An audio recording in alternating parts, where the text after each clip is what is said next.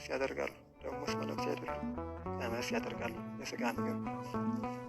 በላይኛው ቤት ግን ቅዱስ ብለው ጠርተው 24 ሰዓት ቅዱስ እያሉ ያለ ምግብ የክርስቶስን ስም እየጠሩ እየጠገቡ አይጠሙ፣ አይራቡ፣ አይታረዙ እንዳማረባቸው በምድር ላይ ይዘዋት የሄዱትን የምንኩስና ሕግ ማህበረ መነኮሳት ባሉበት በነ ቅድስት አርሴማ፣ በነ ቅድስት ክርስቶስ ሰምራ፣ በነ ቅድስት ሐና፣ በነ ቅድስት ኢየሉጣ የእናቶቻችን የሴቶች ማህበር ባለበት ማህበር ጌታችን ያስቀምጣቸዋል።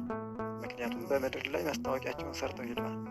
መታወቂያ ሳትይዙ የትም ሀገር መንቀሳቀስ አትችሉም። በነገራችን ላይ ታውቃላችሁ፣ ማንም አንንቀሳቀስም መታወቂያ ሳንይዝ። በዛውም በዚህ በአሁኑ በክፉ ሰዓት ያልያዘ ማንነቱ አይታወቅም እና በሄደበት ሁሉ ችግር እንዳይገጥመው መታወቂያ ይይዛል። መታወቂያ ይዞ ይሄዳል፣ አሳይቶ ያልፋል። የሚፈልግበት ቦታ ላይ ይሄዳል። በምድር ላይ እየሰራ ነው ስራ በሙሉ የሰማይ መታወቂያችን።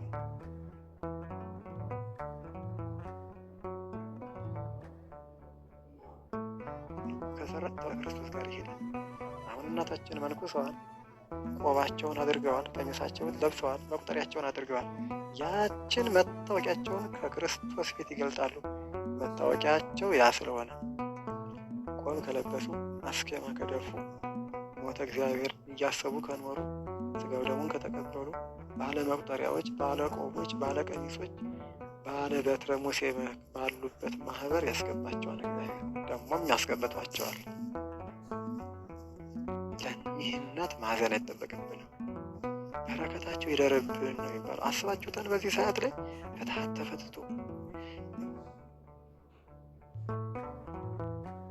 በስርዓታት ተደርጎ ካህናትን ከደብሩ ሳያሳጣ ታቦትን ከመንበሩ ሳያሳጣ እግዚአብሔር ወደድ ሞነን ብለው እንደ ሙሽራ ሆነው የሄዱ እናታችን ናቸው። በዚህ ሰዓት ከዚህ በኋላ ምን እንደሚመጣብን እኮ እኛ